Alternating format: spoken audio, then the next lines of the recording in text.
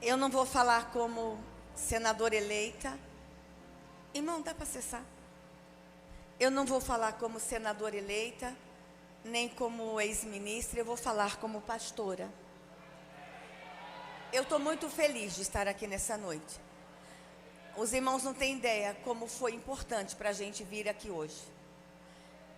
Não está fácil, irmãos. Não está fácil.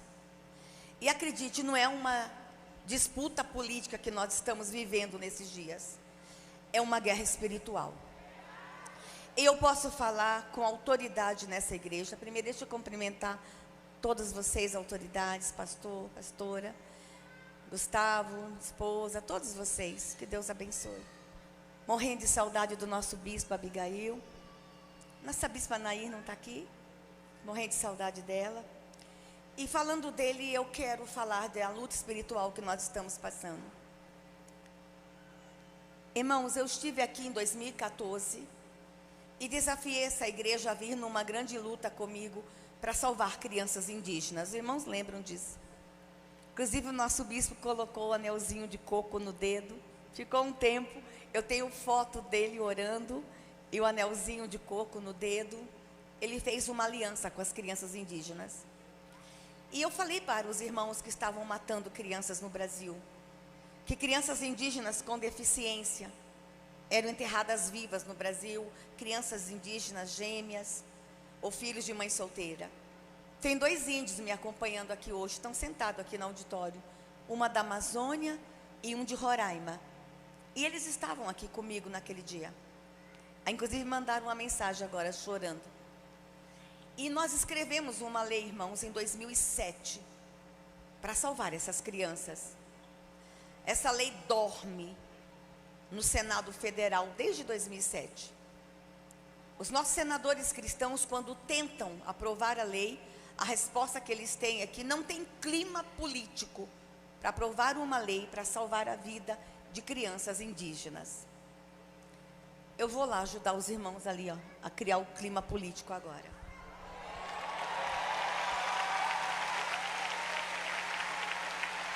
Ainda, crianças indígenas são assassinadas no Brasil em nome de uma cultura.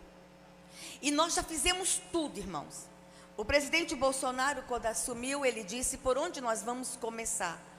Eu disse a ele: presidente, vamos começar pelas crianças. E nós começamos, irmãos. Nós já temos resultados incríveis para celebrar. Eu vou falar apenas um aqui. Quando Bolsonaro assumiu o Brasil, irmãos, e eu sei que hoje a gente teve uma conferência de criança, essa é uma igreja que ama a criança, essa é uma igreja que tem um trabalho incrível com criança. Quando Bolsonaro assumiu a presidência do Brasil, eram assassinadas 32 crianças e adolescentes por dia no Brasil. Esse relatório é da Unicef, irmãos. Esse relatório é verdadeiro. Em 3 anos e meio de trabalho, ontem foi fechado o relatório, o número de crianças e adolescentes assassinados no Brasil, eu vou repetir, irmãos, preste atenção no que eu vou falar. O número de crianças assassinadas no Brasil, em 3 anos e meio do governo Bolsonaro, caiu 53%. Nós tínhamos uma compreensão lá atrás que a violência contra a criança, o assassinato de criança indígena, a violência doméstica, o assassinato de criança em área urbana era sacrifício às potestades. E nós temos essa compreensão. Nós já conseguimos resolver todos os problemas? Não. Mas o inferno está com muita raiva do presidente Bolsonaro. Irmãos, acreditem, nós estamos diante nessa eleição, não é de uma disputa política, é de uma guerra espiritual. Vou encerrar aqui, irmãos. Quando assumi o ministério, eu sempre soube da violência contra a criança, os irmãos conhecem a minha história, mas quando eu abri as gavetas do ministério, eu me apavorei. Estavam sendo escondidos de nós dados oficiais, que não falavam para a igreja. A gente pregava, a gente falava, mas a gente não tinha todos os dados na mão. Por exemplo, irmãos, Desaparece ainda no Brasil entre 9 e 11 mil crianças por ano. Meu Deus, para onde vão essas crianças? Irmãos, e o Bolsonaro, quando assumiu em 2019, ele deu uma ordem para a gente criar o maior programa de busca de crianças desaparecidas. Irmãos, foram 2 anos e meio para construir um protocolo para encontrar as crianças desaparecidas no Brasil. Por que não avança? Com toda a equipe de Bolsonaro se esforçando, porque é espiritual, irmãos. Aonde estão essas crianças? Irmãos, eu fui para a Amazônia e Bolsonaro disse: vamos para a fronteira, vamos fechar a fronteira, vamos atrás delas. Nós fomos para a Ilha do Marajó e descobrimos que crianças saem da Ilha do Marajó. Todo mundo pergunta: por que Bolsonaro está fazendo o maior programa de desenvolvimento regional na Ilha do Marajó? Porque ele tem uma compreensão espiritual que vocês não têm nem ideia. Fomos para a Ilha do Marajó e lá nós descobrimos que nossas crianças estavam sendo traficadas por lá.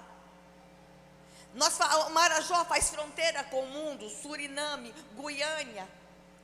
Eu vou contar uma coisa para vocês que agora eu posso falar.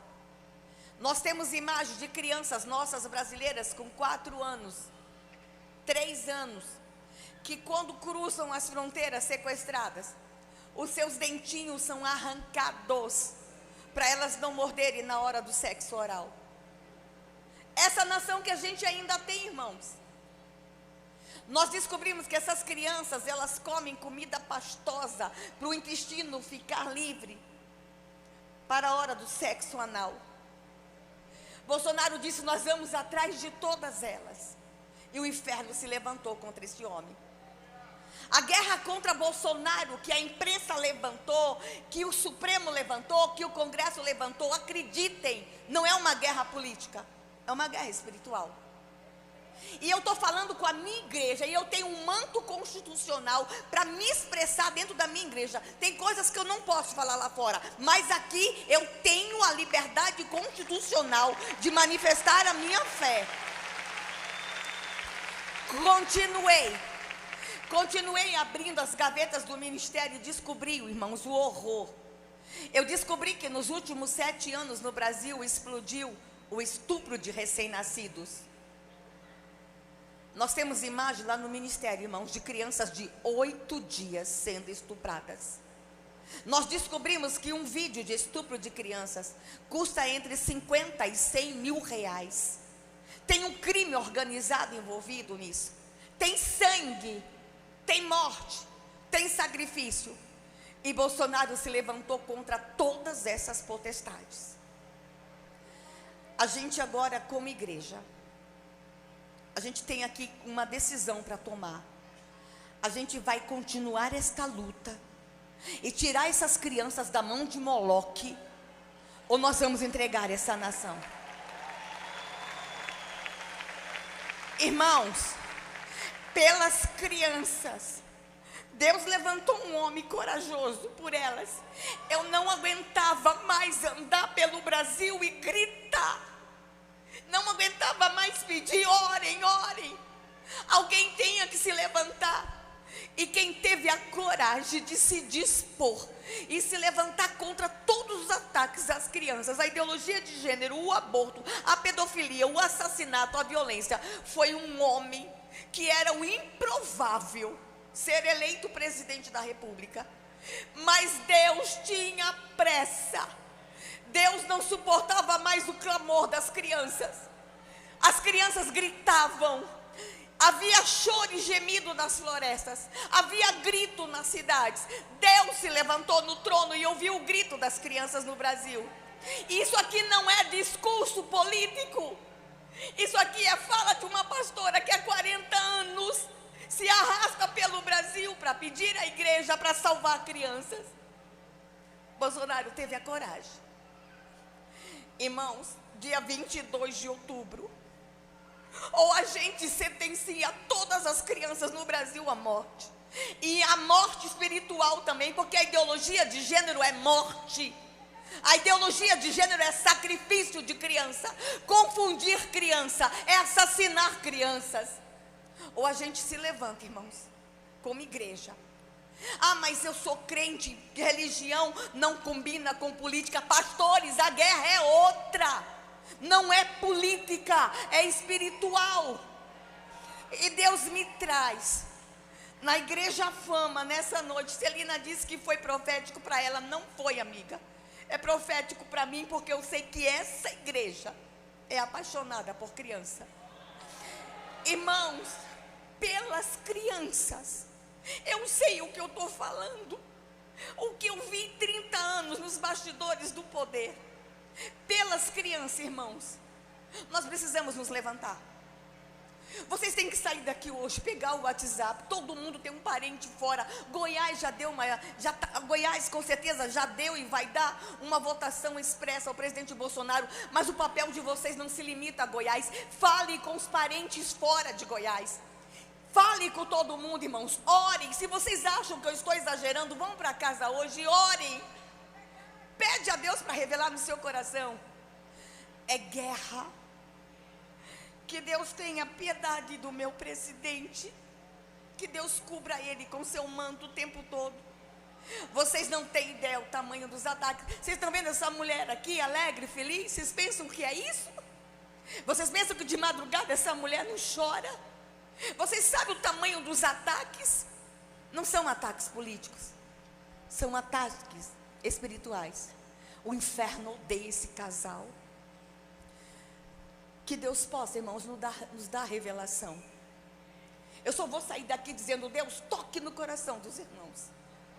Que Deus nos dê a revelação. E aí, pastor, a Michele não veio sozinha não. Eu vou vir com Michele e o presidente.